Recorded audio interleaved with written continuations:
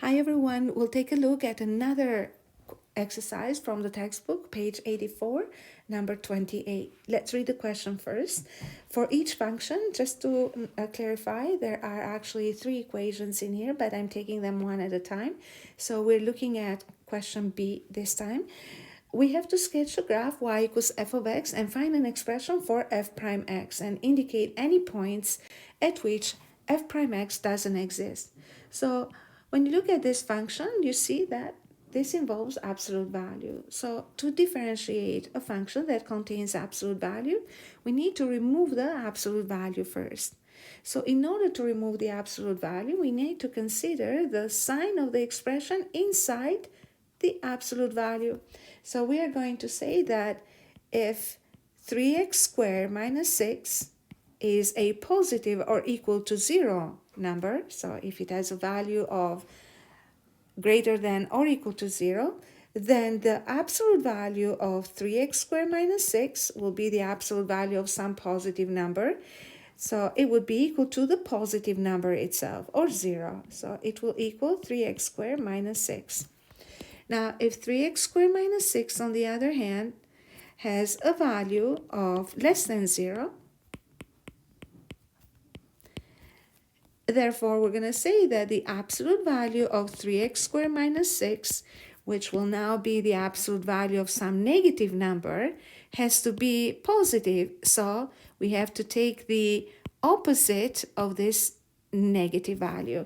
So in other words, we're going to say that that would equal the opposite of 3x squared minus 6.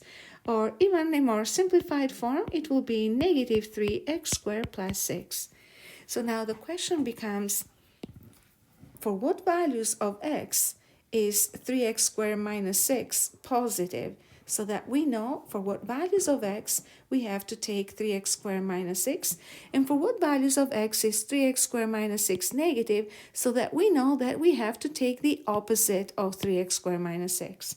So it's easier to actually determine this by simply graphing this function. As you can see in here, we have a quadratic function, which I am going to quickly draw it in here. And let's see if we have enough room. I think this will be quite a tall graph. All we need is the intercepts, actually. So I'm going to go ahead and draw the horizontal axis somewhere here. So the vertex will be at x equals 0, y equals negative 6. So 3, 4, 5, 6. So that's negative 6. And then we are going to draw the parabola. So this parabola will have the step pattern 3, and then you have to multiply 1, 3, 5 by 3, right? So we go over 1 and then up 3, so right here. And then you go over 1, so instead of going, so 1, 3, 5, then we have to go 9 higher. So 1, 2, 3, 4, 5, 6, 7, 8, 9, so all the way up here. And that would be the shape of this parabola. So as you can see in here, on the other side will be something similar. And here we go. All right.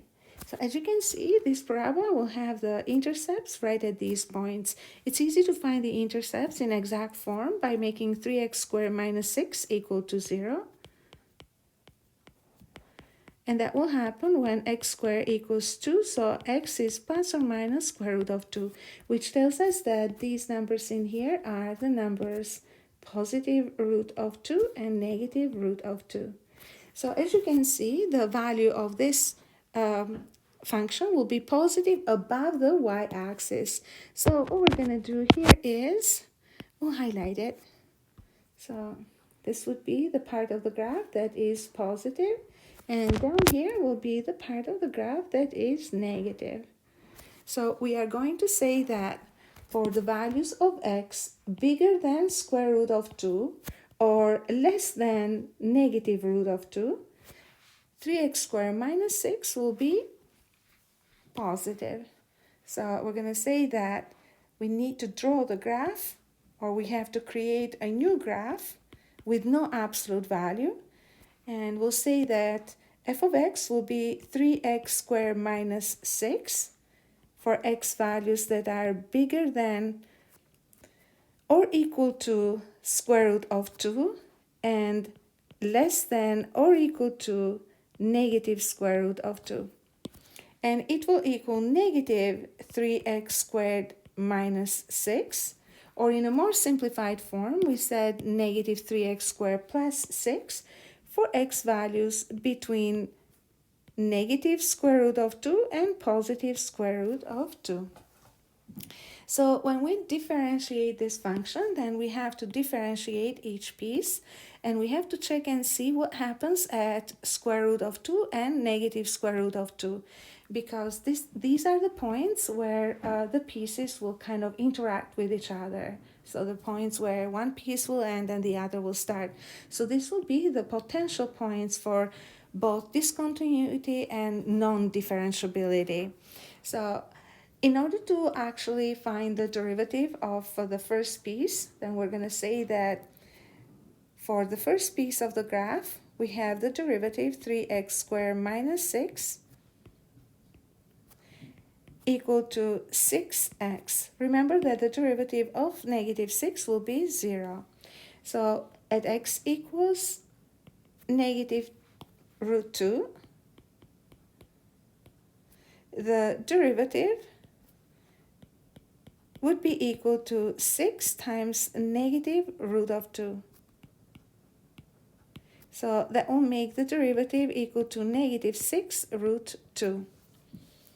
So at x equals negative root 2 for the second function, for the second piece, so the second piece is negative 3x squared plus 6. When you take the derivative of it, that would be equal to negative 6x. So therefore, we're going to say at x equals negative root 2, f prime of x for the second piece would be equal to negative 6 times negative root of 2. And negative 6 times negative root 2 is positive 6 root 2. So as you can see, at x equals negative root of 2, the derivative of the left piece is different than the derivative of the right piece, which means that the function is non-differentiable at negative root 2. Let's check positive root 2. So if x equals positive root 2, then f prime of x, the first piece of f prime of x, would be equal to 6 times positive root 2. Remember, the derivative here is 6x. So the second piece at x equals positive root 2 will have the derivative equal to, remember the derivative for this is negative 6x, so negative 6 times the square root of 2, or negative 6 root of 2.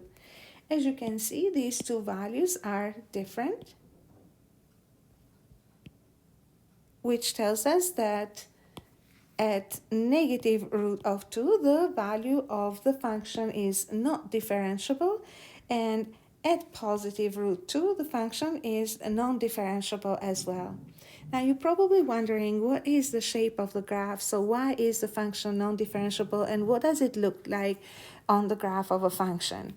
So I am going to use the exact same actually graph in here that we used for analyzing the sign of the expression inside the derivative, inside the absolute value. So we said that the function f of x will be 3x squared minus 6 for x values be greater than root of 2 and less than root of 2. So these two will be the values, or this would be the graph of the function for these x values, for this domain. Now for x values between negative root 2 and positive root 2, as you can see, we obtained negative 3x squared plus 6 when you simplify it. Negative 3x squared plus 6 will be the graph of the function that is 6 units higher, so 1, 2, 3, 4, 5, 6. So it will be a parabola that opens down because of the negative slope. So the graph of the middle piece will be this. And the graph of this absolute value function basically would be this one here, which I will highlight it in red actually, so it's kind of easier to see that way. So it will be this one here. And the reason why is because, again, for x values bigger than root 2 and less than negative root 2, so bigger than root 2 and less than negative root 2, the graph of the function follows the parabola 3x squared minus 6, so whatever is inside the absolute value. So for values of function between negative root 2 and positive root 2, because the expression inside the absolute value will be negative, it will switch to the opposite side, positive. So the opposite of this is this graph. And that will make the final graph of the function itself. So let's make this red. And let's make this a little bit more pronounced. And I hope this made sense. And if you have any questions, please let me know either in the comments or in class. So the red graph is a graph of 3x squared minus 6. And as you can see in here, at these 2 points, we see that the graph will present cusps, which means that the function at these 2 points is non-differentiable. It's differentiable everywhere else, and it is continuous everywhere else. Bye for now. Thanks for watching.